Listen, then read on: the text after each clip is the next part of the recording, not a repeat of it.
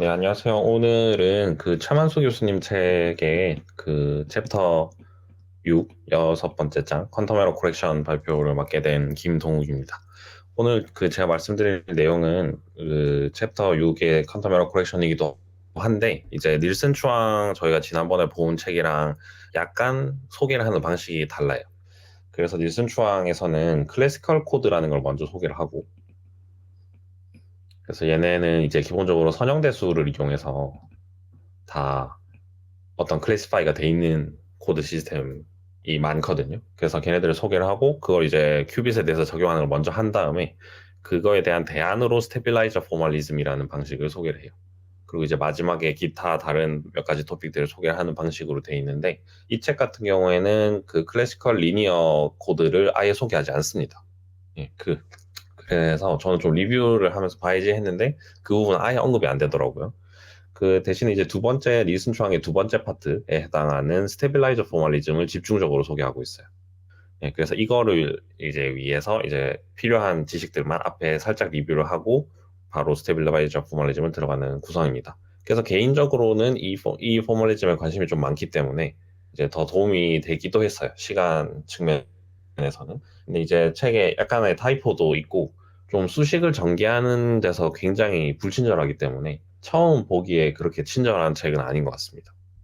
그래서 수식들이 좀 갑툭튀하는 것들이 많은 게 단점이었고, 그 다음에 몇 가지, 그러니까 이게 수식이 아 다르고 어 다른 건데, 좀 직관적으로 보이게 써놓은 수식이 별로 없고, 약간 공간을 절약하기 위해서 함축적으로 쓴 수식이 굉장히 많았어요. 그래서 조금 그 부분이 약간 시간이 잃는데 많이 걸려서 그 부분에선 조금 아쉬웠습니다. 일단 오늘 발표 개요는 크게 책에 대한 분평은 그만하고, 발표 개요는 이렇게 짰거든요. 그래서 처음에는 쇼어의 9 큐빗 코드라는 걸 볼 거예요. 그래서 에러 코렉션이라는 것 자체가 에러가 일단 생기고, 그럼 우리가 에러 신드롬이라는 걸 보게 됩니다. 그래서 얘는 에러가 나타나는 방식이에요, 실제로. 그래서 에러를 이걸 이용해서 디텍트를 해요. 그 다음에 이제 어떤 에러는 큐어러블 하고, 그러니까 고칠 수 있고, 얘는 코렉터블. 그 다음에 인코렉터블. 못 고치는 에러도 있어요. 그래서 이런 것들이 있는데, 그래서 얘네들을 이제 알아볼 거예요. 그리고 스테빌라이저 포멀리즘을 이용해서 특별히 얘네 에러 코렉팅 하는 코드를 어떻게 더 잘 편하게 묘사할 수 있을까에 대해서 할 겁니다. 그리고 앞에서 본 9 큐빅 코드, 이 9 큐빅 코드를 이해하기 위해서는 근데 사실 그 전에 사전에 비트 플립 코드랑 페이즈 플립 코드라는 걸 이해해야 되는데요. 그래서 얘네들까지 1에서 먼저 소개를 다 드릴 거고, 그 다음에 마지막에서는 스테빌라이저 포멀리즘을 이용해서 이제 만든 퀀텀 에러 코렉션 코드들을 스테빌라이저 코드라고 부르는데요. 얘네들의 랭귀지로 앞에서 봤던 애들을 다시 살펴볼 거예요. 그 다음에 또 이번 발표에 제일 꽂인 5 큐빅 코드라는 거를 스테빌라이저의 언어로 한 번 더 살펴보도록 하겠습니다. 네, 그래서 처음 나오는 거는 쇼어의 9 큐빅 코드예요. 그래서 이걸 이해하기 위해서 앞서 말씀드렸듯이 3 큐빗 인코딩이라는 걸 먼저 살펴볼 텐데요. 첫 번째로는 비트 플립 에러를 생각해 보도록 하겠습니다.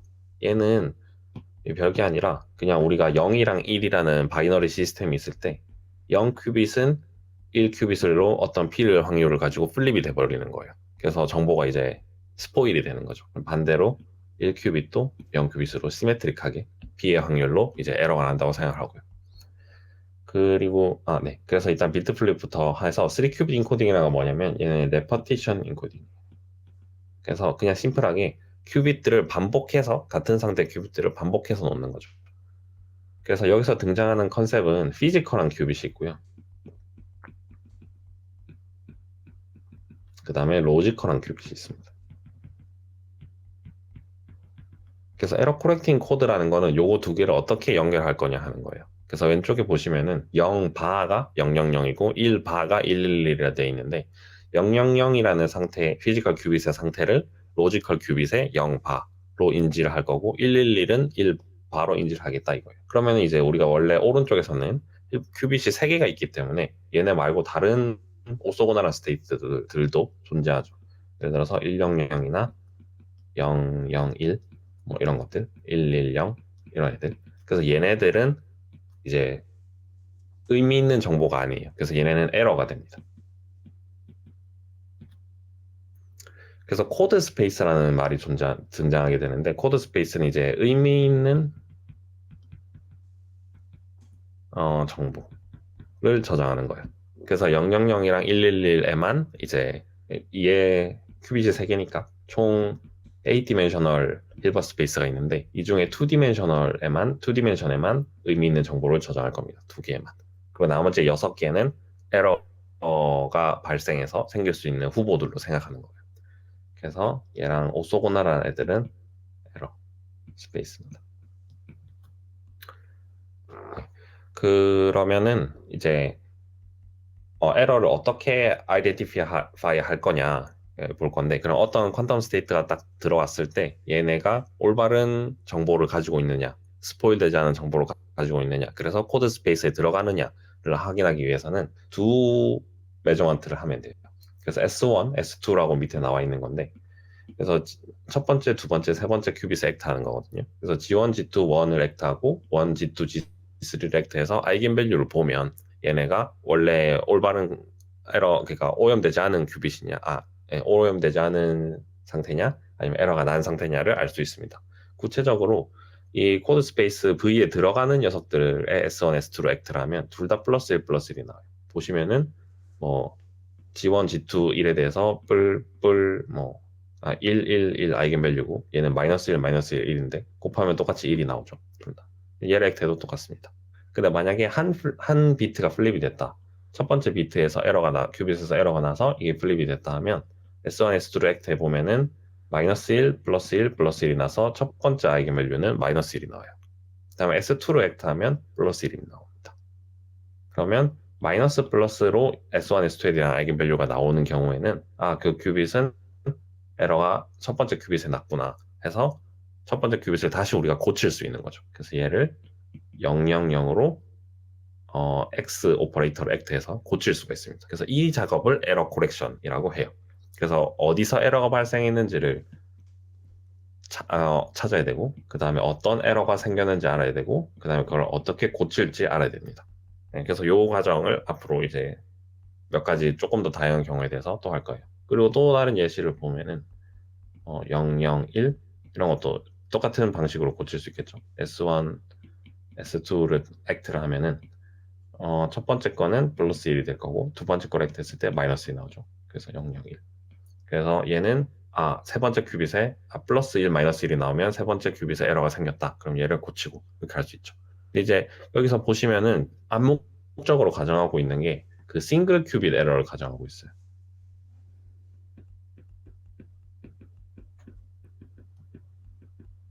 그래서 에러가 많은 큐빗에 이제 동시에 나타나는 게 아니라 이제 한 큐빗에만 나타난다.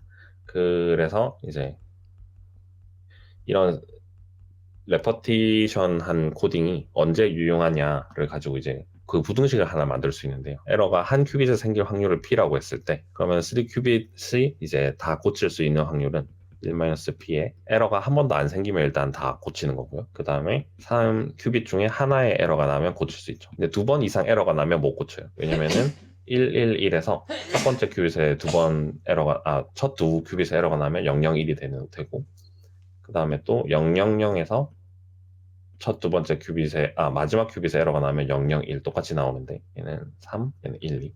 그러면 이제 우리 000이 있을 때 위쪽 게 더 프로버블한 상황이라고 생각하는 거죠. 그래서 밑에 것도 이렇게 고칠 텐데 그러면은 정보를 못 복원을 한 거죠.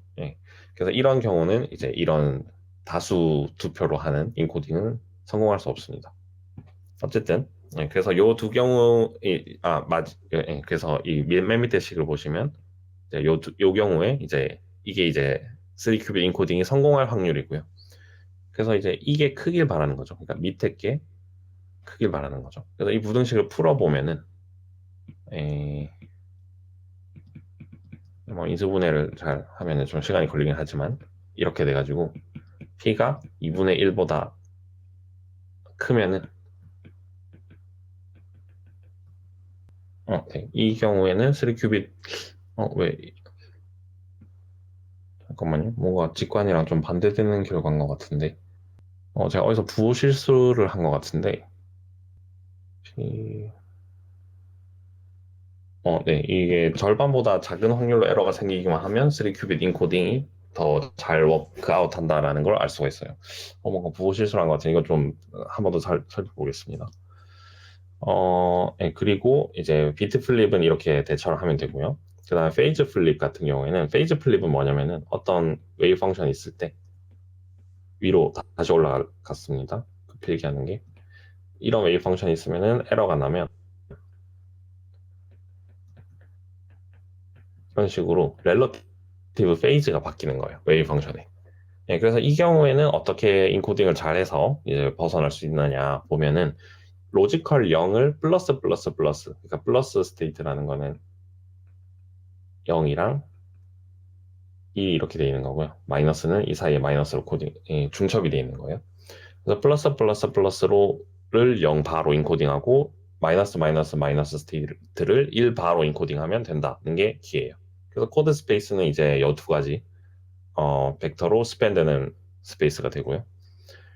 그 다음에 그럼 똑같이 에러는 어떻게 아이덴티파이 할 거냐? 그럼 이제 나머지들이 다 에러 되겠죠. 뭐 뿔, 마 이런 것들. 그러면은 S1은 이거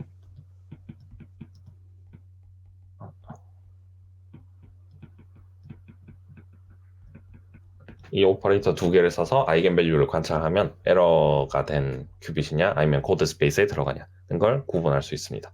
그래서 이유는 이제 x 플러스 마이너스가 플러스 마이너스의 x 아니지 플러스 마이너스 이렇게 되고요.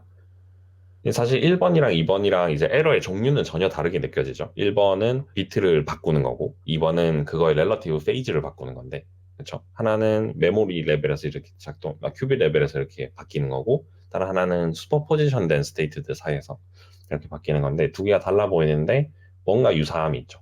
그래서 잘 이제 보시면은 비트 플립이나 페이지 플립이나 사실 수학적으로는 동등합니다. 그래서 얘네들이 하다마르 게이트 H로 연결이 되어 있어요. 하다마르 게이트. 그래서 기본적으로는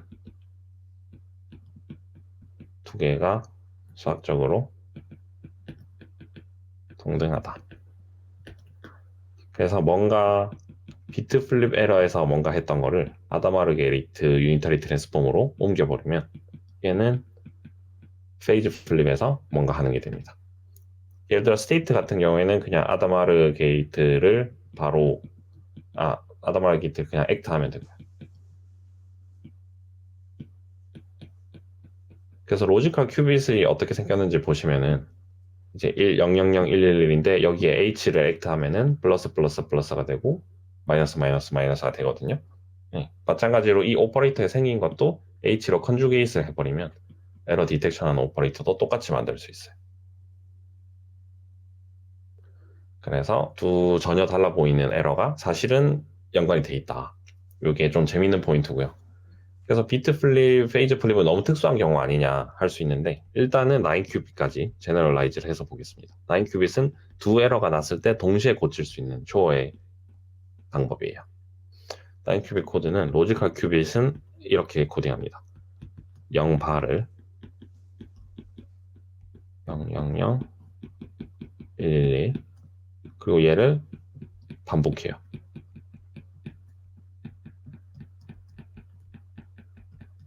그 다음에 1은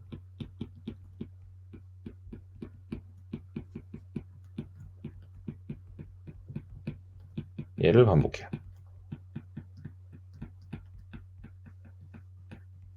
그래서 아까 전에 보시면은 3큐빗 같은 경우에 그러니까 그 두 가지 요소를 섞은 거거든요. 그래서 이 세 큐빗 단위로 돼 있는 거는 페이즈 플립에 플러스 플러스 플러스 마이너스 마이너스 마이너스를 한 거고요. 근데 그 플러스 3짜리를 뿔뿔뿔로 이제 나온 게 아니라 000이랑 111을 해서 인탱글을 시켜 놓은 거죠. 그래서 약간 다릅니다. 두 개를 라이브하게 한 거랑은. 네. 그래서 이렇게 돼 있고 그래서 코드 스페이스는 이렇게 주어지고요. 얘네 둘이 이제 의미가 있는 거고 이제 나머지 이제 지금 이제 우리가 9큐빗을 쓰기 때문에 총 힐버 스페이스는 2의 9승이에요. 근데 그 중에서 2차원만 의미가 있는 거고 나머지 디멘션들은 이거의 오소고노란 다른 디멘션들은 전부 에러로 스포일된 큐빗을 표현하기 위해서 되는 거죠. 그러니까 이 경제적인 관점에서 보면 되게 비효율적인 거죠. 한 큐빗을 표현하기 위해서 9 큐빗을 써야 되니까. 예, 근데 이제 에러 코렉션을 할 수 있다. 그것도 비트 플립과 페이즈 플립을 모두 고칠 수 있다. 이게 포인트예요.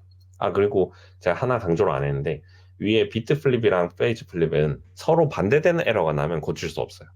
그러니까 비트 플립 상황에서 왼쪽에 보이는 비트 플립 상황에서 페이즈 플립 에러가 생겨버리면 못 고치고요. 얘네들이 마이너스로 되면 이런 걸로 디텍트를 못 하거든요. 아이겐 밸류는 안 바뀌기 때문에.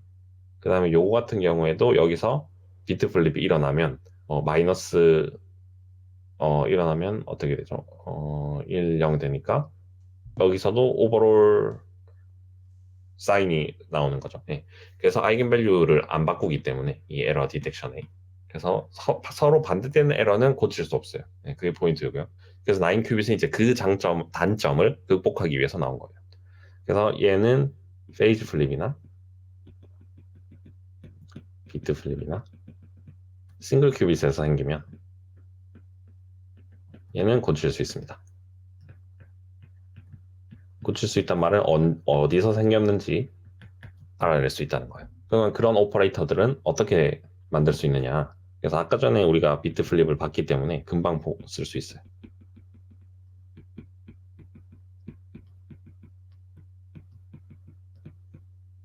예를 들어서 이런 거거든요.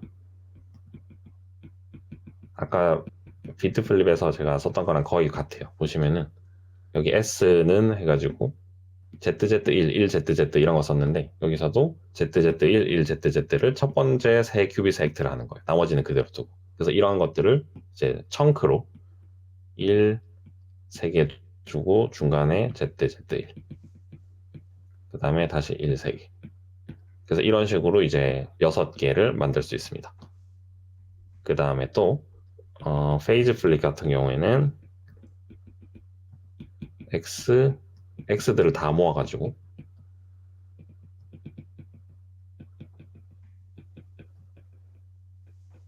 이것도 큰 구조는 위에서 본 거예요. 페이즈 플립은 여기서 보시면 XX1, 1XX,X를 이용해서 고치거든요. 그래서 X, X1이 약간 크게 보입니다. 뭐 패턴 만들기 하듯이. 그래서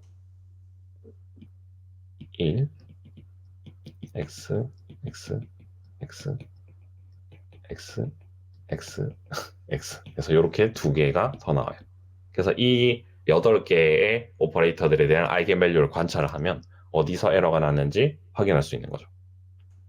예를 들어서 뭐 첫 번째 큐빗이 바뀌었다. 그래서 첫 번째 큐빗에 문제가 생겨서 이게 100 011로 비트 플립이 일어났다. 그러면은 첫 번째 오퍼레이터가 다른 뭔가 이상한 걸 감지를 해요. 왜냐면 Z 렉트 했을 때 여기서 마이너스 1이 나오고 그쵸. 네, 여기서 플러스 1이 나오기 때문에 맞네.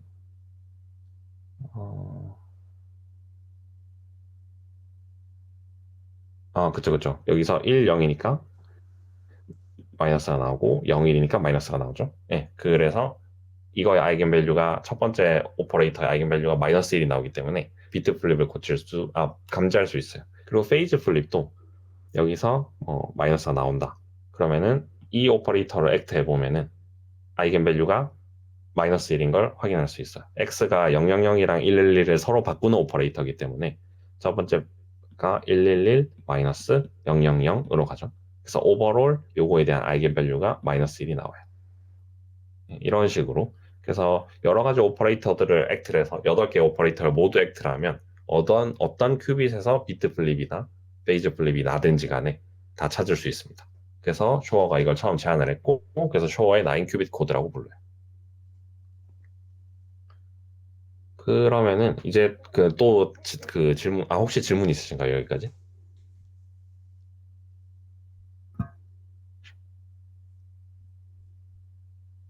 네, 그냥 쭉 다 하신 다음에 마지막에 질문 받으셔도 네, 되겠는데요. 네, 알겠습니다. 그러면은 이제 가능한 질문은 왜 비트 플립이나 페이즈 플립만 다루냐? 사실 에러는 더 다양하지 않느냐? 뭐 이렇게 따질 수 있잖아요. 이제 그 2x2 싱글 큐브면 우리가 생각을 하면은 2x2 액트하는 유니타리 매트릭스 생각을 했을 때 얘가 이걸로 이제 스팬이 다 돼요. 컨스트레인트가 조금 있긴 하지만 그래서 x, y, z 파울리 오퍼레이터의 아이덴티티를 가지면 이제 유니타리 오퍼레이터를 우리가 적을 수 있습니다. 그런데 이제 각각의 역할을 보면 1은 이제 그 스테이트를 그대로 두는 거죠. 그래서 얘는 no error예요. 근데 x는 0벡터는 1벡터로 바꾸고 1벡터는 0벡터로 바꾸는 거니까 비트 플립이에요. 그래서 우리가 웨이브 펑션 스테이트에 1을 액트하는 상황을 생각하는 거예요. contaminated state가 된다고 치고 그 다음에 G는 이제 0은 0 그대로 두고 1 스테이트는 마이너스 1 스테이트로 바꾸기 때문에 얘가 페이즈 플립이에요. 그리고 Y는 이 파울리 오퍼레이터의 그 알제브라를 보시면은 얘는 Z 곱하기 X랑 비례하죠. up to phase, overall phase. 그래서 비트랑 페이즈가 둘 다 플립이 된 거예요. 그래서 보시면은 싱글 큐빅만 생각하시면은 요거랑 요것만 하시면은 큐할 수 있으면 다 큐할 수 있어요. 그래서 충분하다. 이게 키 포인트입니다. 근데 이제 당연히 더 큐빗이 늘어난, 그러니까 로지컬 큐빗을 더 늘리고 싶으면 조금 더 어려운 부분이 있죠. 근데 일단은 이제 에러가 엄청 많진 않아서 적당히 잘 컨트롤 된다는 상황에서는 이런 식으로 이제 생각을 하면 충분하다는 거고요. 그리고 이런 생각이, 그러니까 에러를 비트 플립, 페이즈 플립으로 묘사하겠다는 아이디어가 파울리 그룹이라는 아이디어로 이어지게 됩니다. 얘는 스테이트에 작용하는 오퍼레이터들을 모아서 생각하자. 모아서 만든 연산자들의 집합이에요. 근데 이제 아무거나 다 모으는 건 아니고요. 근데 이제 이거보다는 에러를 이번 챕터 기준에서는 일으키는 싱글 큐빗. 싱글 큐빗이란 말은 굳이 할 필요 없습니다. 에러를 일으키는 에러 오퍼레이터들의 모임이라 생각하시면 됩니다. 그래서 아까 전에 비트 플립 같은 경우에는 X 오퍼레이터가 일으켰고 페이즈 플립은 Z가 일으켰잖아요. 그리고 이제 Y는 얘네들의 콤비네이션이고 그래서 파울리 그룹 Pn은 n 큐빗이 있을 때 파울리 그룹 Pn은 정의를 하기를 1, X, Y, Z들로 제너레이트 되는 얘네들의 곱과 합으로 제너레이트 되는 곱만 생각하겠네요. 곱으로 제너레이트 되는 모든 엘리먼트들이고요. 그 다음에 또 페이즈가 있어요. 플러스 1, 마이너스 1, 플러스 마이너스 i. 이 그룹 조건 때문에. 예. 그래서 오버롤 페이즈로 플러스 1, 마이너스 1, 플러스 i, 마이너스 i들이 붙어 있는 경우. 이렇게 됩니다. 그래서 디멘션은 가능한 게 이제 한 큐빗당 1x, y, z 중에 하나를 선택해서 오퍼레이터를 만들기 때문에 그걸 n 큐빗에 적용한 오퍼레이터는 4의 n 승계 가능하고요. 그 다음에 걔네들마다 오버롤 페이즈 벡터를 플러스 1, 마이너스 1, 플러스 i, 마이너스 i 중에 고르다 보니까 총 4의 n승 플러스 1개의 경우의 수가 있겠죠. 그래서 이런 오퍼레이터들로 이루어진 집합을 파울리 그룹이라고 합니다. 그래서 얘가 흔히 이제 에러 코렉션에서 에러들을 일으키는 녀석들의 모임 혹은 이제 이 안에 들어가는 있는 녀석들로 그래서 우리가 뭔가를 다 할 거예요. 에러도 얘네들이 생기고 그다음에 에러를 찾기 위한 디텍터들도 얘네들로 만들고 이렇게 계속 할 겁니다. 그래서 이 그 파울리 그룹이 정의되었을 때 몇 가지 관찰을 할 수 있는데요. 우선 첫 번째는 이 원소들이 전부 다 커뮤트하거나 안티 커뮤트예요. 그래서 커뮤트하다는 거는 두 개를 곱한 거를 순서로 바꿨어도 똑같다는 거고요. 안티 커뮤트는 두 개를 곱한 거를 순서를 바꾸면 부호가 바뀌는 겁니다. 이제 사실 행렬 우리가 배우면 두 개를 곱한 거랑 서로 완전히 관계가 없을 수도 있거든요. 근데 이 파울리 그룹 안에 있는 엘리먼트들은 항상 커뮤트하거나 두 개 곱하는 순서가 상관이 없거나 혹은 마이너스 오버롤 마이너스로 부호만 바뀌거나입니다. 그래서 두 번째 경우만 있다는 게 특별한 거예요. 첫 번째 컴퓨터인 거 운 좋으면 할 수 있는 거고. 예. 그래서 예를 들자면은 XX 이런 건 자기 자신이랑은 당연히 커뮤트하죠. 그 다음에 다른 자리에 작용하는 녀석들이랑도 커뮤트해요. 그 다음에 뭐 다른 자리에 작용하는 다른 Y 오퍼레이터들이랑도 커뮤트하고. 그 다음에 오른쪽 경우는 이제 같은 자리에 작용하는 서로 다른 오퍼레이터들. 이거는 안티 커뮤트하죠. 이건 파울리 매트릭스의 성질 때문이죠.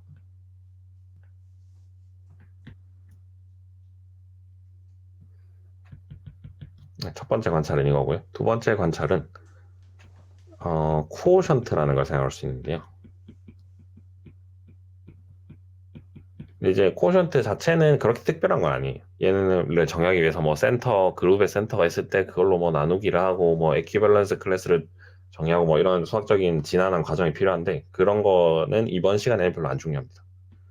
그래서 얘네는 페이지를 안 보겠다는 거예요. 아까 정의를 할 때 돌이켜 보시면 파울리 그룹을 정의할 때 제너레이터들을 정의를 하고요. 그러니까 얘네들로 만들 수 있는 모든 단어들, 얘네들이 그 알파벳이라고 했을 때 얘네들로 만들 수 있는 모든 단어들과 거기에 이제 페이즈, 오버롤 페이지를 할당한다. 요걸 했었는데 이 파트를 안 하겠다는 거예요. 네, 무시하자. 이 말은 뭐 y 오퍼레이터나 마이너스 y 오퍼레이터나 플러스 iy 오퍼레이터나 마이너스 iy 오퍼레이터들을 모두 같다고 보겠다는 거예요. 그래서 이런 코오션트 그룹을 이렇게 무시하는 행위를 코오션트 한다라고 말을 하고 이 결과로 만들어진 새로운 그룹을 코오션트 그룹이라고 합니다. 그래서 코오션트 그룹 오브 파울리 그룹이 P'N으로 쓸 거예요. 얘는 수학적 표기는 이렇게 합니다. 그래서 얘는 몇 가지 더 좋은 성질이 있는데요. 약간 너무 좋아서 좀 흥미가 없어지게 되는데 모든 엘리먼트가 커뮤트예요. 당연하죠. 아까 전에 커뮤트하거나 안티 커뮤트하거나 두 경우밖에 없었는데 위에서. 근데 이제 안티 커뮤트는 마이너스 부호만 있는 거잖아요. 그래서 예를 들어서 x 프라임이랑 y 프라임이 근데 얘를 x, y 뭐 마이너스 yx를 계산하는 건데 원래는 이게 넌제로죠. z 오퍼레이터가 나오니까. 근데 이거나 오버롤 부호를 생각을 안 하고 해버리면 y나 마이너스 y나 똑같은 거니까. 그래서 0이죠. 그 다음에 그래서 얘는 아벨리안 그룹이 돼요. 다 가환인 커뮤터티브한. 그 다음에 스퀘어는 0이. 스퀘어 2. 그러니까 무슨 말이냐면 P 프라임 N에 있는 아무거나 다 제곱을 하면 아이덴티티 오퍼레이터가 돼요. 이게 약간 달랐던 게 아까는 뭐 X 제곱해도 1이고 뭐 Z 파울리 Z 제곱해도 1이잖아요. 근데 이제 IX들이 있기 때문에 얘는 제곱하면 마이너스 1이고 뭐 IY 이런 것도 제곱하면 마이너스 1이거든요. 그래서 이런 식으로 마이너스가 나오는데 이 I들을 다 없애보기로 했기 때문에 그리고 혹은 마이너스 1을 안 보기로 했기 때문에 다 제곱하면 1이 됩니다. 그 다음에 싱글 큐빗에서는 트리비얼한 예인데 n이 1일 때는 원소가 4개예요. 1, x, y, t 이렇게. 아까 전에는 4가지 페이즈가 있기 때문에 원소가 4, 4 해서 16개였죠. 근데 이제 여기서는 4개만 있습니다. 그러면 이 그룹을 가지고 비교를 해보면요. 연산표라는 걸 만들 수 있어요. 그래서 그룹의 원소가 이제 4개고 1xyj, z 얘네들을 곱해서 뭐가 나오느냐 만드는 거예요. 그래서 xx 제곱하면 1이고 yy 제곱해도 1이고 zz 제곱하면 1이고 이거 만드는 방법은 간단합니다. 요거랑 곱해서 여기 뭐가 나오느냐 적는 거예요. 그래서 이제 채워보면 이거 뭐 그냥 트리비얼한 엑설사이즈예요. 이게 이거 여기서 반복할 필요는 없으니까 만들어준 노트에서 가져올게요.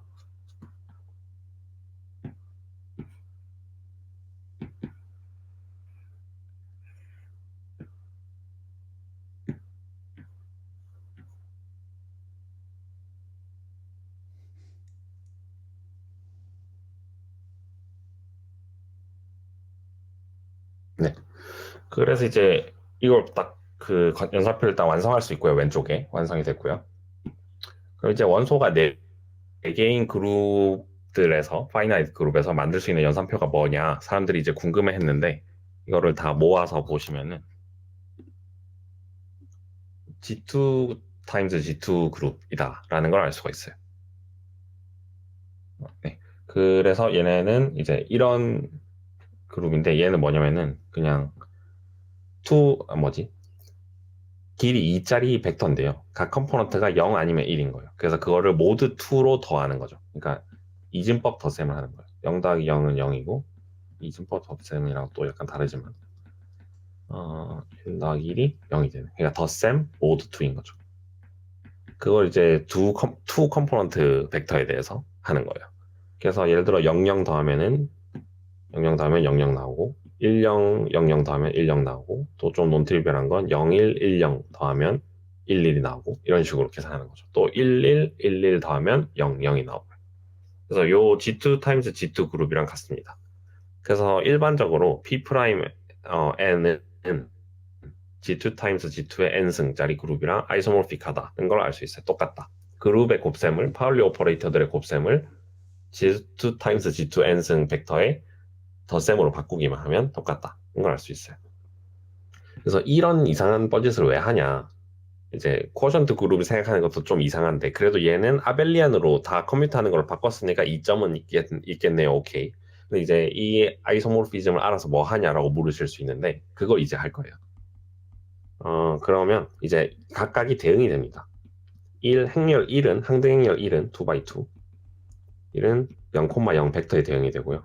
항등 행렬 매트릭스 X는 1,0이 Y는 1,1에 Z는 0,1에 우리가 대응을 할 수 있어요. 예. 그래서 4개의 원소를 투 컴포넌트 벡터로 대응을 하는 거죠. 그래서 일반적으로 P'N이면은 뭐 긴 이제 이런 오퍼레이터들 우리가 적을 수 있죠. Y, X 이런 식으로 이런 텐서 프로덕트 된 파울리 오퍼레이터들을 랭스 길이가 2n인 벡터로 대응할 수 있어요.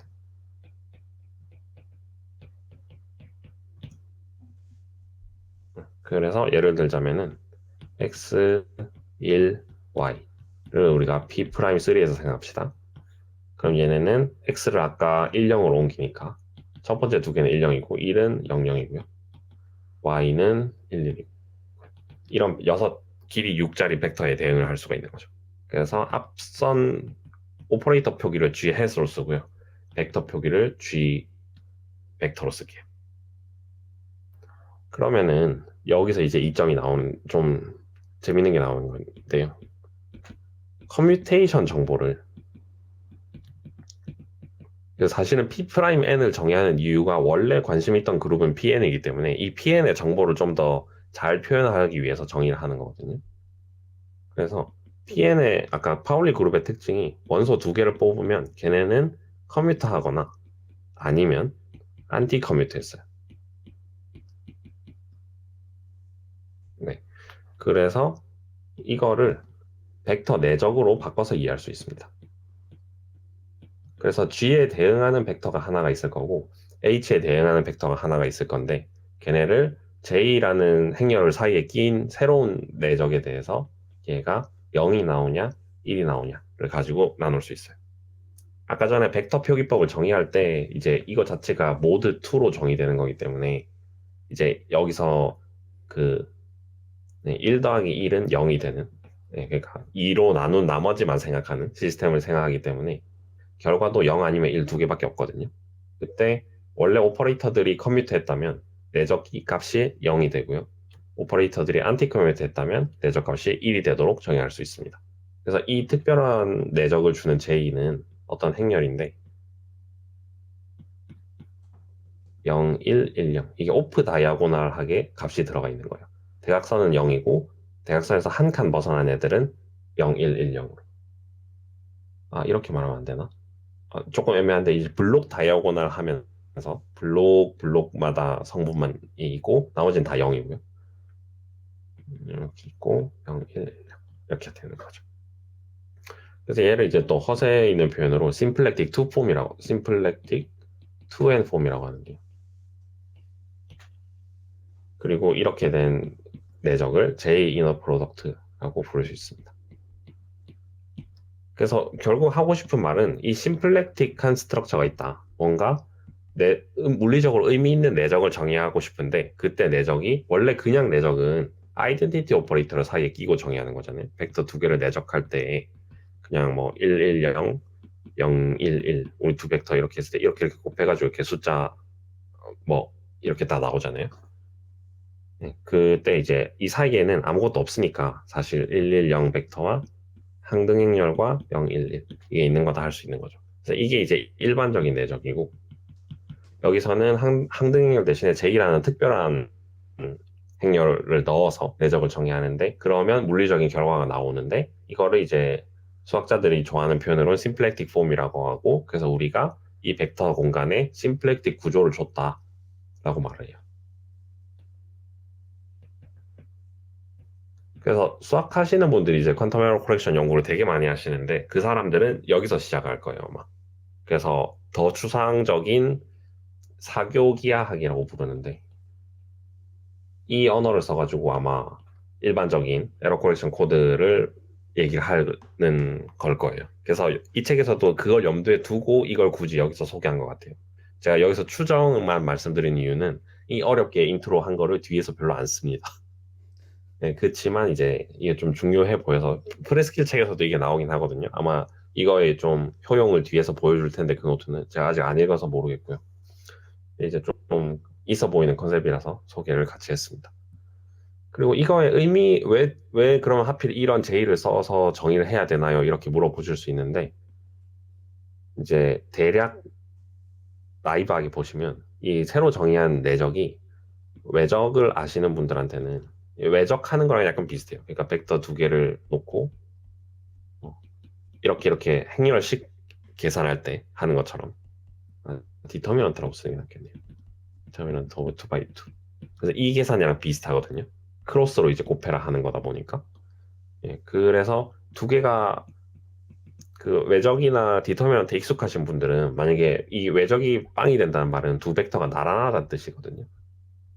네. 근데 이제 나란하다는 말은 같은 오퍼레이터란 말이고 같은 오퍼레이터들은 커뮤터하니까.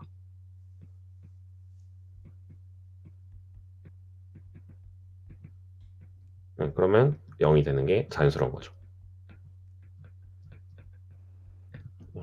그리고 이제 반대로 이제 외적이 넌트리비라다는 말은 다른 방향을 가리키는 벡터라는 거고 그러면은 일반적으로 파울리 벡터가 이제 다른 방향을 가리키는 다른 오퍼레이터면 안티 커뮤터니까 안티 커뮤터.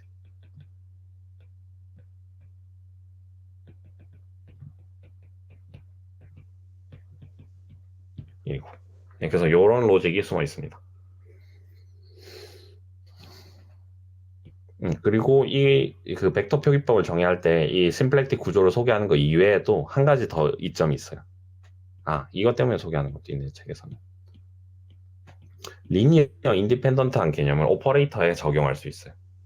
그러니까 오퍼레이터들이 리니어 인디펜던트 하다 말하기가 약간 좀 애매할 수 있는데 이제 벡터 표기법으로 정의하고 나면 이 G 오퍼레이터들의 대응되는 벡터가 여러 개 있을 때 얘네들의 리니어 인디펜던시는 체크하기 쉽죠. 뭐 행렬 사이즈랑 벡터 사이즈랑 똑같이 그 개수가 있으면 디터미넌트를 바로 체크해도 되고 뉴메리컬리는 아니면 방정식을 넣고 솔브를 해서 그 개수들이 0이 되는 게 있느냐 없느냐 찾아도 되고 어쨌든 간에 리니어 인디펜던트 개념을 벡터에서 이제 오퍼레이터들로 가져올 수가 있습니다.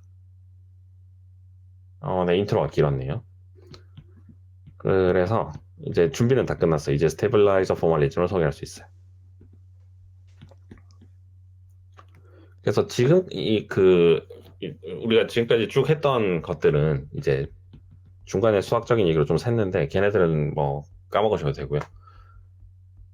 로지컬 큐빅 처음에 비트 플립, 페이지 플립 했을 때 0바, 1바, 9 큐빗, 9 큐빗 코드 0바, 1바 이런 걸 썼었잖아요. 로지컬 큐빗으로. 그래서 항상 얘네를 받아들였어요. 그래서 앞으로 잠깐 올라가서 보시면 나인큐빅 같은 경우에도 제가 인트로를 할 때 제일 처음에 코드 스페이스를 먼저 고정을 하고 시작을 했고요. 그 다음에 비트 플립도 이런 식으로, 페이지 플립도 이런 식으로 뭐가 의미가 있는 코드 스페이스가 되냐. 그리고 얘네들이랑 오소고날 애들은 에러로 오염된 거다라고 정의를 하고 시작했어요. 그래서 이게 이제 일반적인 사람들의 방식인데, 일반적인, 그러니까 처음에 시도됐던 방식인데, 그러면은 로지컬 큐빗을 먼저 씁니다. 그래서 얘는 코드 스페이스 V를 먼저 정하는 방식이에요. 그러면 그 다음에 X바, G바 같은 로지컬 오퍼레이터들이 자연스럽게 정의가 돼요. 그 다음에 에러 신드롬들도 여기서 이제 에러가 나면 이제 베이시스로 적어둔 거에서 그 모양이 조금씩 바뀔 거니까. 그래서 그걸 어떻게 검출할 거냐 이런 거를 이제 열심히 궁리를 해서 얘네들을 만들어야 되는 거죠. 근데 이제 지금부터는 스테빌라이저 포멀리즘을 배우고 나면 어떻게 되냐면 먼저 오퍼레이터의 집합인데 스테빌라이저 오퍼레이터라는 거를 우리가 고정을 해요. 그 다음에 로지컬 오퍼레이터들이 뭔지를 고정해요. 거꾸로 하는 거예요. 그 다음에 코드 스페이스도 그 다음에 나와요. 그러니까 물리적으로 의미 있는 큐빗이 뭐냐. 얘들이 나중에 따라서 나오는 녀석이 됩니다. 특히 얘가 나중에 나온다는 게 중요해요. 그럼 이제 딱 봐도 이제 오퍼레이터를 스페시파이 하는 게 되게 어려워 보이는데 처음에 그럼 왜 이걸 쓰냐? 그 방식의 가장 큰 장점은 curable error라는 게 뭔지 바로 나옵니다. 그러니까 어떤 에러를 고칠 수 있느냐 없느냐를 바로 분간할 수 있게 해줘요. 그래서 이게 가장 큰 장점이에요. 그래서 앞에 그냥 코드 스페이스를 스페시파이 하는 거는 이제 로지컬 오퍼레이터들을 바로 쓸 수 있게 해준다. 이런 게 장점이고요. 그 다음에 스테빌라이저 포멀리즘처럼 스테빌라이저라는 어떤 특수한 오퍼레이터들을 먼저 정하고 뭔지는 이제 좀 이따 말씀드릴게요. 하는 거는 우리의 코드의 한계를 딱 바로 보여주는 거죠.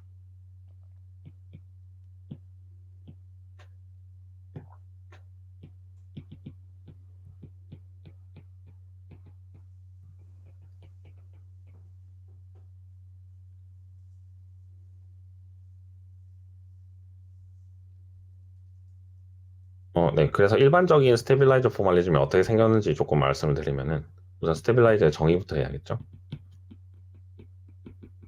그래서 얘는 서브 그룹인데 그 원래 PN의 그러니까 오퍼레이터들을 모아둔 파울리 오퍼레이터들을 모아둔 PN의 서브 그룹이에요.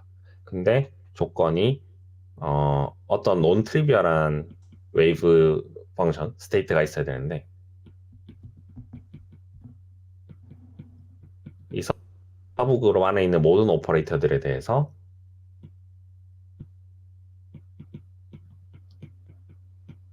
이 웨이브 펑션이 안 변하는 거죠. 인베리언트한 거예요. 고정돼 있는 거죠. 얘네들은 G에 대해서 액트해도 변하지 않아요. 그래서 이런 프사이가 존재하는 것들을 잘 모아서 그룹을 만들면 걔네들을 스테빌라이저라고 부릅니다. 그래서 이걸 가지고 몇 가지 관찰을 해볼 수 있는데요. 예시도 좀 이따 들어드릴게요. S는 우선 스테빌라이저 그룹은 아벨리안이어야 돼요. 그 말은 다른 녀석들이랑 전부 커뮤트 한다는 거예요. 왜냐면은 아까 파울리 그룹의 녀석들은 커뮤트 하거나 안티 커뮤트 하거나 했잖아요.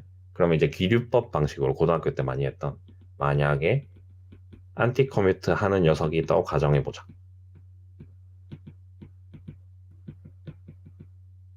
그래서 모순을 찾으면 되는 거죠. 그럼 그런 애들을 G1, G2 두 개라고 부를게요. 그럼 얘네는 G1이랑 G2랑 거꾸로 곱한 거랑은 부호 하나가 차이가 나요. 그럼 이제 그 인베리언트한 스테이트를 가지고 그걸 액트 해볼게요. 그럼 이제 이거를 G2를 먼저 G1 네. G1에 대해서는 이제 안 변하니까 이게 나오고 G2에 대해서도 스테빌라이저니까 이게 나오죠. 근데 아까 이제 안티 커뮤트 한다고 가정을 했기 때문에 이거고요. 그리고 하나씩 하나씩 이제 소거를 해보면 이게 G1이 나와야 되네요. 예. 하나씩 하나씩 이제 액트를 해서 안 바뀌는 걸 이용하면은 얘는 마이너스 프사이가 나와요. 그 말은 프사이가 0벡터라는 거죠. 예, 그래서 모순이에요. 그래서 S 안에 있는 모든 녀석들은 컴퓨터하는 것들만 모아야 됩니다. 그 다음에 또 두 번째 중요한 조건은 제곱해서 마이너스가 되는 제곱해서 마이너스 1인 녀석은 이 녀석은 있으면 안 돼요. S 안에. 이건 무슨 말이냐면 아까 전에 파울리 오퍼레이터 파울리 그룹의 특징들이 뭐 X, Y 뭐 이런 식으로 이제 막 모아서 만드는 거잖아요. 그러면 얘네들의 특징은 제곱하면 1이 돼요. 근데 이제 아까 페이즈 팩터도 허용을 했기 때문에 플러스 마이너스 i를 곱해주면 제곱하면 마이너스 1이 되죠. 근데 이런 애들은 있으면 안 된다는 겁니다. 그래서 왜냐면은 아이겐밸류 오브 G 제곱을 생각하면은 그쵸. 얘가 마이너스 1이었기 때문에 아이겐밸류도 마이너스 1이어야 되죠. 그러면은 아이겐밸류 오브 G를 생각하면 얘는 제곱해서 마이너스 1이 나와야 되니까 플러스 마이너스 i가 아이겐밸류일 거예요. 그러면은 이 G를 액트를 했을 때 아이겐밸류들로 쓰면은 이런 식으로 나온다는 거거든요. 그러니까 다시 말해서 스테빌라이저의 조건이 오퍼레이터로 액트하면은 스테빌라이저 안에 들어가는 오퍼레이터로 액트를 하면은 웨이브 펑션이 안 바뀌어야 돼요. 인베리언트 해야 된다고 했어요. 여기 위에. 여기서요. 근데 이제 무조건 이 오버롤 페이즈를 하나 달고 나오게 되니까 얘는 스테빌라이징 하는 벡터를 찾을 수 없어요. 그렇기 때문에 이런 오퍼레이터들은 들어가면 안 됩니다. 그리고 당연히 마이너스 1도 왜냐면이고 그러므로 마이너스 1도 항상 S에는 들어가지 않아요. 이런 게 이제 스테빌라이저 그룹의 특징이고요. 그리고 또 스테빌라이저 그룹에서 중요한 사실은 만약에 우리가 그 원소들을 잘 뽑아서 서로 커뮤트하면서 마이너스 1은 들어가지 않는 K 인디펜던트 스테빌라이저들을 잘 뽑았다. 그래서 얘네들을 G1, G2, GK라고 했다. 파울리 그룹의 서브 그룹일 거고요. 그러면은 이게 제일 중요한 파트인데 여기서 오늘에서 N-K의 로지컬 큐빗이 나와요. 그러니까 무슨 말이냐면 스테빌라이저를 K에 뽑으면 원래 N 큐빗에서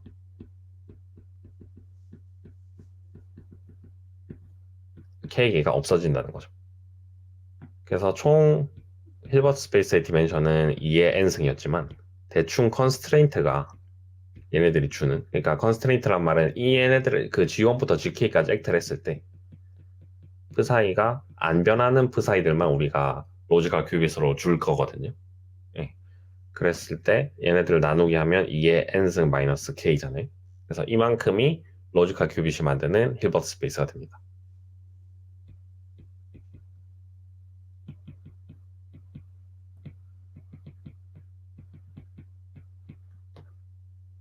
그래서 이제 드디어 예를 들으면은 만약에 G를 2큐빗 시스템에서 ZZ로 생각을 할게요. G1을 한 오퍼레이터를 꼽았어요. 그러면은 이거에 대해서 안 바뀌는 코드 스페이스가 뭐냐, 인베리언트한 스페이스가 뭐냐라고 물어보면 그래서 얘네들이 인베리언트한 스페이스가 이제 코드 스페이스가 되는 거거든요. 아까는 거꾸로 한다 했죠. 아까는 V 서브 코드 스페이스를 정하고 걔네들을 안 바꾸는 게 뭐냐 뭐 이런 걸 봤었는데 혹은 바꾸는 게 뭐냐 이런 걸 봤었는데 이제는 반대로 합니다. 그래서 00, 11 뭐 답이 알려져 있는 걸 그냥 어떻게 찾는지도 이제 중요한 게 되겠지만 그건 이제 책에서 언급하지 않아요. 그래, 이런 식으로 이제 인베리언트한 스페이스를 찾을 수 있고요. 액트 해보시면은 실제로 뭐 값이 뭔가 1이 아닌 게 나오지만 다 캔슬이 돼요. GG 액트 해보시면은 플러스 1 플러스 1 나오고 마이너스 1 마이너스 나와서 오버롤 플러스 1 돼서 캔슬. 플러스 1 플러스 1 마이너스 1 마이너스 나와서 안 바꿔서 똑같이 뭐 이런 식이에요. 그 다음에 xx를 생각해 보시면 얘는 인베리언트 스페이스가 다릅니다. 뭐 오퍼레이터가 바뀌었으니까 다르겠죠.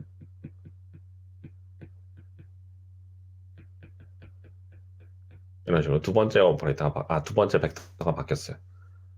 그래서 만약에 우리가 그 스테빌라이저로 G1, G2를 동시에 꼽았어요. 얘네 둘은 참고로 체크를 해보시면 커뮤트합니다. Z랑 X가 안티 커뮤트하고 Z랑 X가 안티 커뮤트하기 때문에 안티 커뮤트한 거를 두 개를 합치면 다시 커뮤트해요. 마이너스가 캔슬이 돼가지고. 그래서 얘네들은 스테빌라이저가 될 수 있어요. 그러면은 원래 2큐빗이었기 때문에 오리지널 피지컬 큐빗 힐버 스페이스는 2에 2승에서 4예요. 디멘션이 0, 1, 1, 0, 1, 1, 0, 0 이렇게 4개로 되죠. 그 다음에 근데 이제 컨스트레인트가 많아서 뭔가 똑같이 4개의 컨스트레인트가 있는 거예요. 그래서 남는 거는 1이에요. 그 말은 결과적으로 두 오퍼레이터 모두에 대해서 인베리언트한 걸 꼽으면 요거 하나밖에 안 남죠. 원 디멘셔널 힐버 스페이스만 살아남는 거예요. 얘는 한 큐빗도 인코딩 하는 게 아닌 거죠, 사실은. 0이랑 0바랑 1바에 해당하는 두 개가 필요한데 하나밖에 없으니까. 네, 그래서 이게 형성 1이 나온다.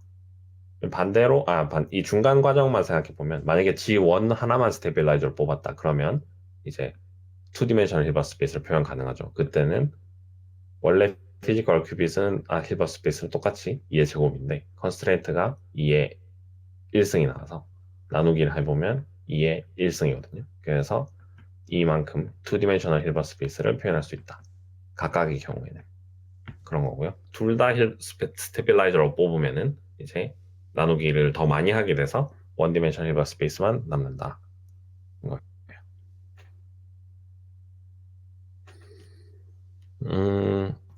그러면은 이제 이 스테빌라이저 포멀리즘 상에서 에러를 어떻게 기술할 거냐, 에러 오퍼레이터들에 대한 얘기를 해야 되는데요. 이건 아까 전에 우리가 에러를 어떻게 네, 아까 전에는 이 얘기는 정확하게는 안 했었죠.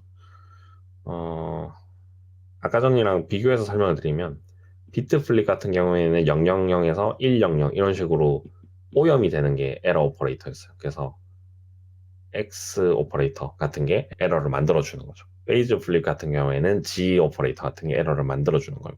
그래서 그런 오퍼레이터들을 이 포멀리즘 상에서 어떻게 구성할 거냐 하는 게 이제 남은 질문인데요. 그래서 스테빌라이저의 경우에는 일단 오퍼레이터 셋을 하나를 뽑으니까 걔네를 뽑고 나면 다른 오퍼레이터를 뽑을 때 세 가지 경우를 생각할 수 있어요.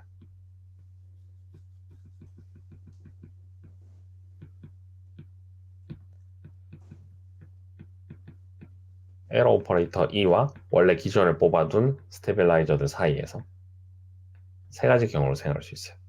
첫 번째, E가 안티 커뮤 그러니까 어떤 G가 있는 거예요.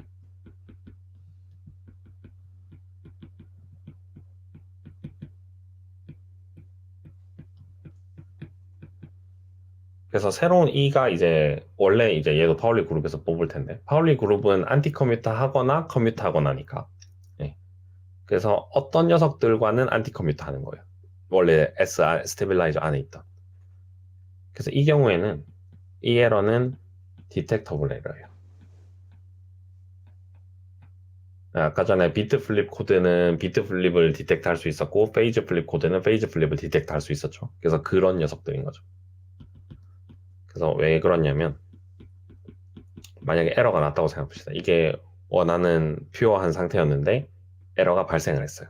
그러면은 이 G스타라는 특별한 스테빌라이저를 액트를 해보면 안티 커뮤트 한 걸로부터 이렇게 바꿔 쓸 수 있고 얘는 마이너스 2이게 되죠. 그래서 이 식을 다시 크게 보면은 이 새로운 스테이트는 G스타에 대해서 오염된 스테이트는 마이너스 아이겐밸류를 가져요. 원래 스테이트는 오염되기 전에는 플러스를 가졌는데 이제 아이겐밸류가 다 다른 스테이트로 간 거죠. 이 경우에는 아이겐밸류가 다르기 때문에 얘네 둘이 오소고나릅니다. 그래서 디텍트가 쉬워요. 그래서 new perf 새로운 벡터 스페이스에 들어갔으니까 전체 1번 스페이스 상에서 생각하면 예. 그 다음에 두 번째 경우 얘는 G가 에러 오퍼레이터가 그냥 스테빌라이저에 들어가는 거예요. 그 말은 이제 스테빌라이저의 모든 녀석들과 컴퓨터 하는 거죠.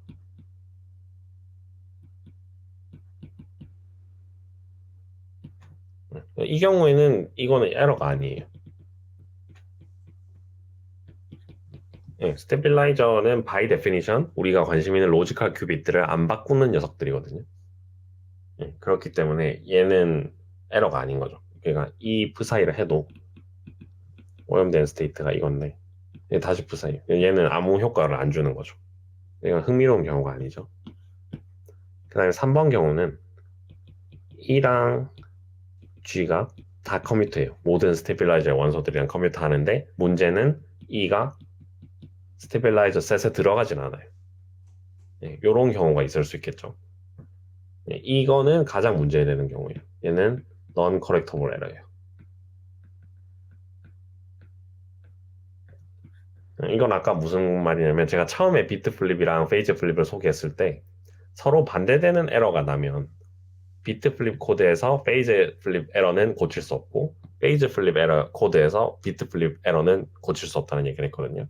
그래서 서로 반대되는 에러가 나면 못 고치는 그 상황이에요. 그래서 얘는 데이터를 포기해야 됩니다.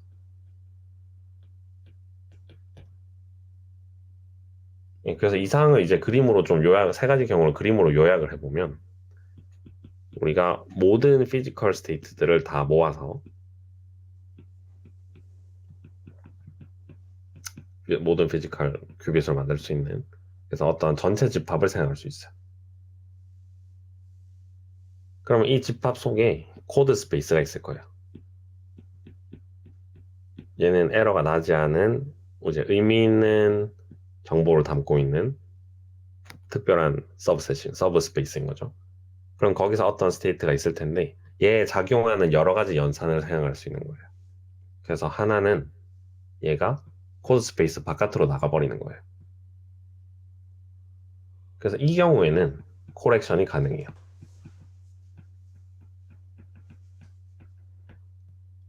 왜냐면 에러 신드롬을 찾기가 쉬우니까. 원래 있던 뭐 0이었던 상태가 아예 다른 상태가 돼버리기 때문에 원리적으로는 큐어를 할 수 있어요. 너무 많이 생기면 안 되겠지만. 그래서 이게 아까 첫 번째 경우이죠.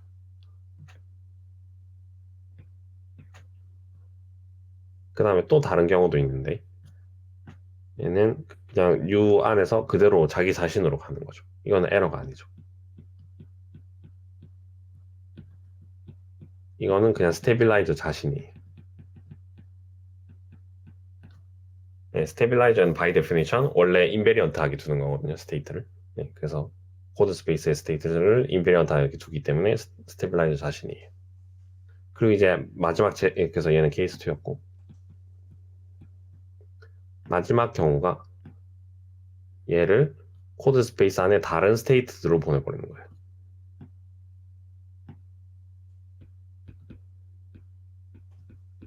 non correctable. 이거는 마치 우리 아까 0바랑 1바로 인코딩을 했었는데 0바가 에러가 많이 나가지고 1바로 가버리는 거죠. 그러면 이제 얘는 당연히 1바로 인식을 하지 얘를 고칠 생각을 안 할 거예요. 그죠? 그래서 얘는 이제 케이스 3인데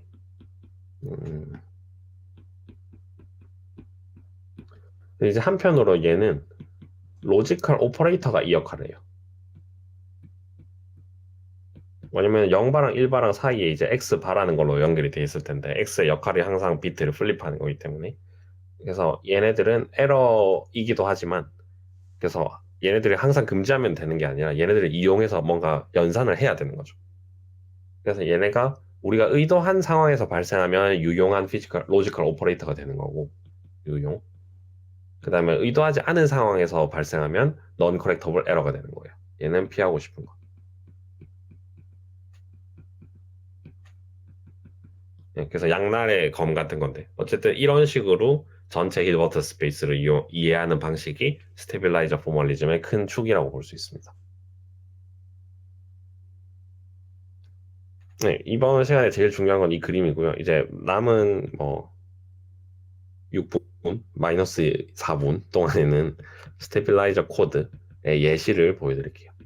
그래서 얘는 새로운 거는 5 큐빗이 있긴 한데 걔는 사실 뭐 딱히 잠깐만 언급만 하고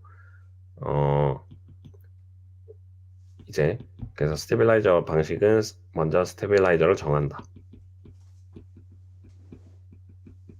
그 다음에 로지컬 오퍼레이터가 뭔지, 그 다음에 로지컬 큐빗이 뭔지, 로지컬 큐빗 베이시스가 뭔지 이런 걸 찾는 거예요. 근데 이제 아쉽게도 이걸 위한 제너럴한 그 일반적인 포멀리즘이 개발이 돼 있거든요. 근데 그 저자는 이제 간단하다고 말하면서 안 가르쳐 줍니다.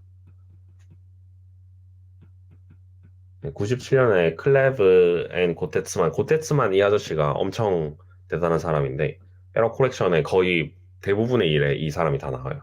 그래서 책에서 언급되지 않는 리니어 코드 할 때도 이 사람 이름이 나오고 그 스테빌라이저 포멀리즘은 이 사람이 거의 다 했기 때문에 에런슨이랑 고테츠만의 일이 되게 많이 인용이 됩니다. 특히 이제 중요한 게 여기서 로지컬 오퍼레이터들을 어떻게 만들 거냐. 그러니까 실제로 필요한 연산을, 의미 있는 연산을 어떻게 표현을 할 거냐 하는 거니까 중요한 거겠죠. 그래서 각각 이 순서로 이제 보여드릴 거예요. 음, 비트 플립 먼저 볼게요. 이거는 0을 000 3큐빗 인코딩에서는 111 이걸로 비트 플립을 막아보자 하는 거였어요. 그래서 얘는 스테빌라이저는 이렇게 됩니다. 이거는 근데 돌이켜보면 앞에서 에러 신드롬을 찾는 거랑 똑같았어요. 그래서 얘네들에 대한 아이겐 밸류를 읽어보면 코드 스페이스는 플러스 1 플러스 1이었지만 다른 애들은 마이너스 1이 섞여서 나오고 그랬었죠. 근데 이제 아이겐 밸류가 플러스 1이라는 것 자체가 이거에 대해서 인베리언트하다는 거죠. 예, 그래서 얘네들이 스테빌라이저라는 걸 알 수 있어요. 그리고 스테빌라이저가 두 개가 있고 그리고 원래 힐버트 스페이스는 2의 3승 디멘션이었기 때문에 그러면 나누기 2의 제곱이니까 2의 1승이 나와서 실제로 1큐빗을 코드할 수 있는 거죠. 0바랑 1바. 그 다음에 에러를 만들어주는 오퍼레이터들은 1은 뭐 에러가 아니지만 이런 식으로 되는 거고요. 그래서 실제로 체크해 보면은 얘네랑 안티 커뮤트 하다는 걸 알 수 있어요. 그러니까 어떤 녀석들은 안티 커뮤트예요.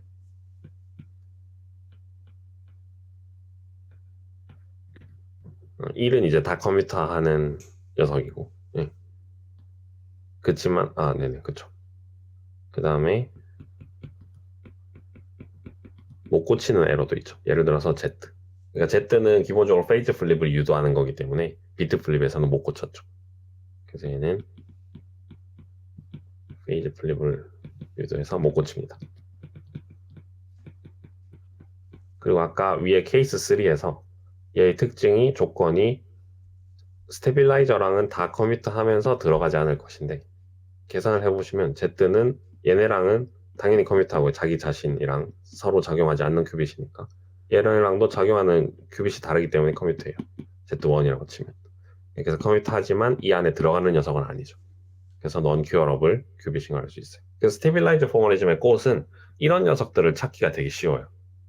예, 그래서 쓰는 것 같습니다. 이해하기가 어렵지만. 그리고 페이즈 플립도 똑같이 하면 되고요.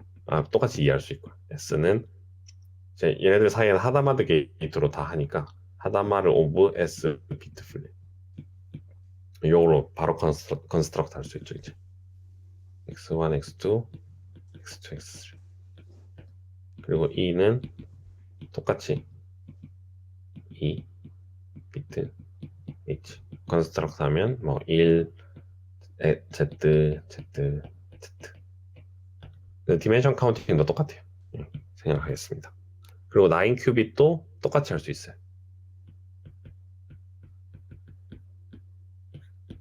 얘는 이제 카운팅만 해보면 원래 9 큐빗이니까 2의 9승 힐버 스페이스를 우리가 8개의 스테빌라이저를 가져와서 0과 1, 1큐빗을 인코딩하는 거죠. 그래서 8개의 스테빌라이저가 존재합니다. 그래서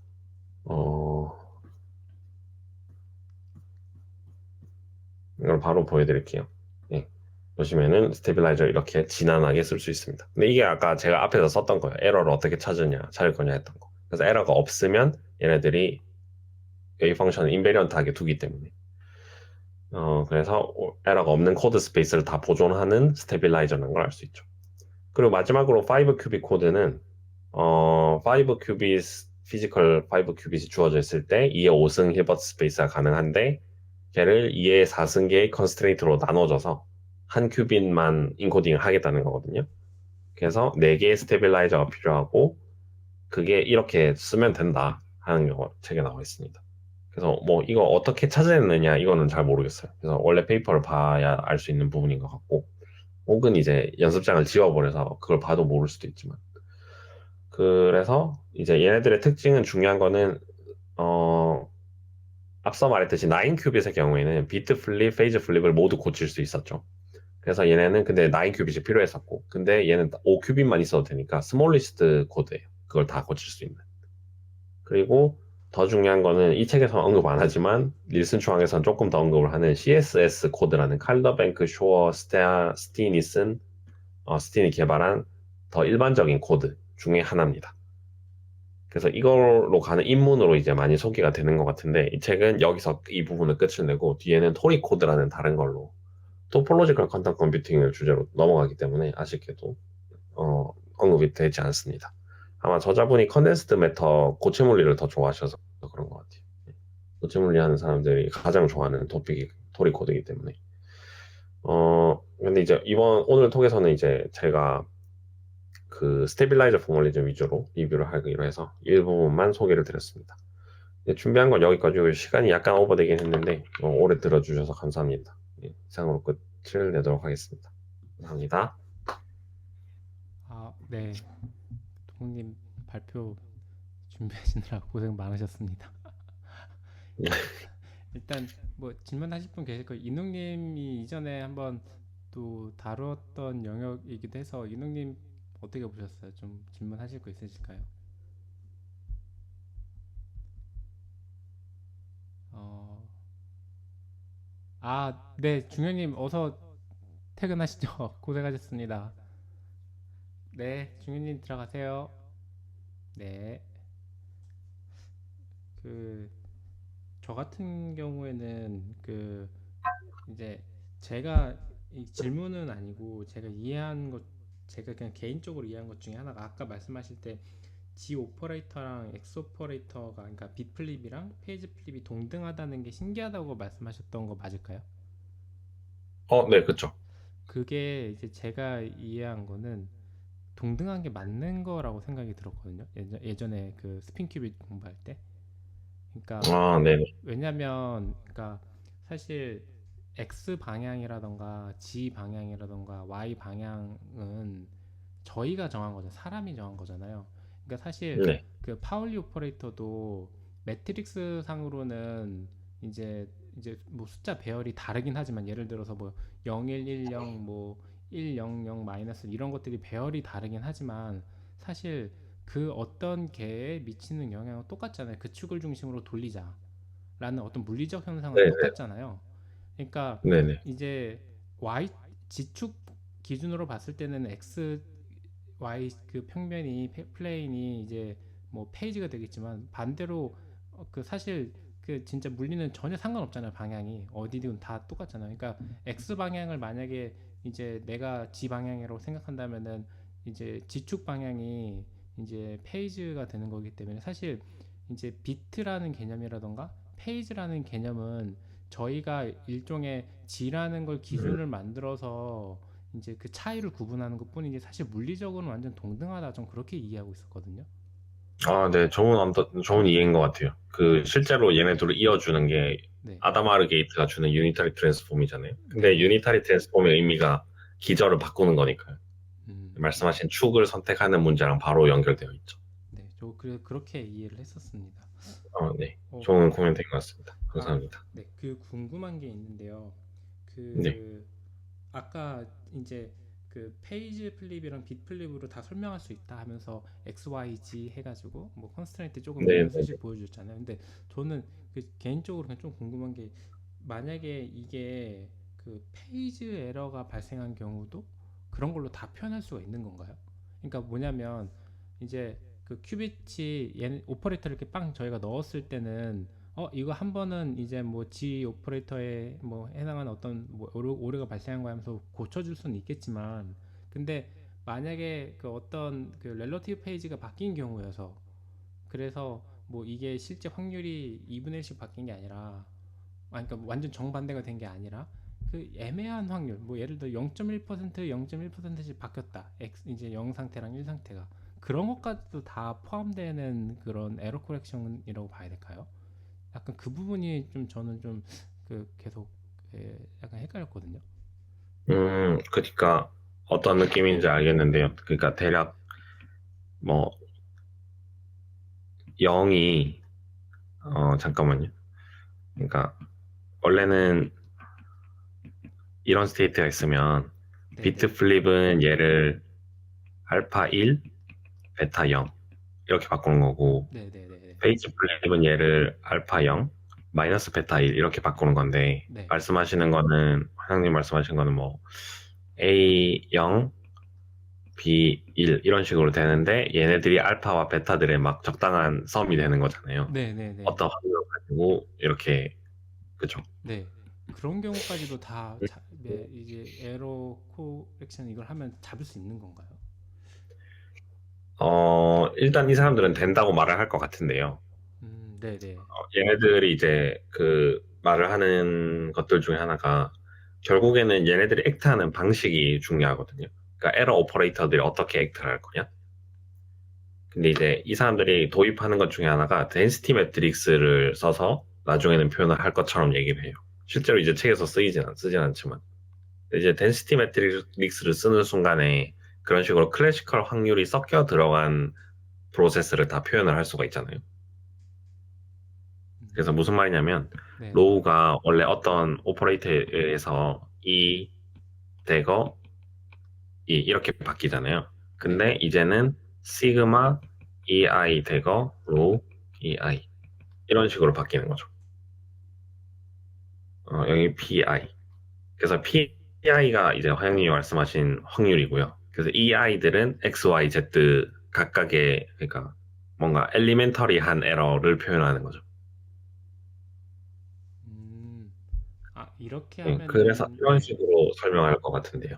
네. 음, 아, 그냥 뭔가 느낌상으로는 이렇게 하면은 다 반영될 수 있겠다라는 생각은 들면서도 이제 직접 손으로 풀어서 증명해봐야만 믿을 것 같아요, 왠지. 그러니까 네, 설명해 근데 주신 대로 말씀하신 대로 약간 트리키하긴 한 게 이제 네네 위에 같은 경우에는 이를 결국 우리가 리버스 하고 싶은 거잖아요. 원래 오염 안 된 큐빗으로 가야 되니까. 네네네 그래서 그걸 이제 또 다른 오퍼레이터로 표현하면 이렇게 액트를 하면 되잖아요. 그리고 이제 어떤 딕셔너리가 있는 거죠. 이의 인버스가 R이 되도록 하면. 근데 음, 이제 이거 같은 경우 이런 식으로 써버리면은 사실은 R을 찾기가 좀 어려울 것 같긴 해요. 테크니컬하게.